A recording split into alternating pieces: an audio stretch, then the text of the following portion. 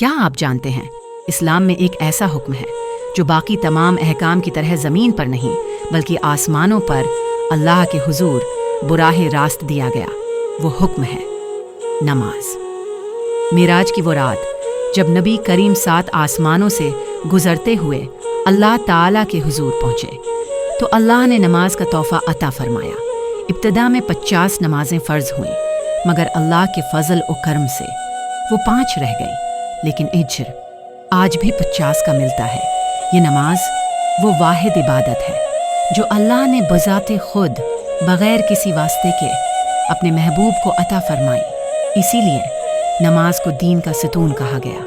نبی نے فرمایا، جس نے نماز قائم کی اس نے دین کو قائم کیا، اور جس نے نماز کو چھوڑا اس نے دین کو ڈھا دیا۔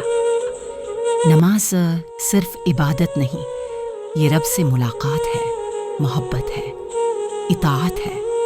تو آئیے آج سے عہد کریں، نماز کو وقت پر دل سے اور مکمل خلوص کے ساتھ ادا کریں، کیونکہ جو رب نے آسمانوں پر دیا وہ زمین پر سب سے قیمتی ہونا چاہیے۔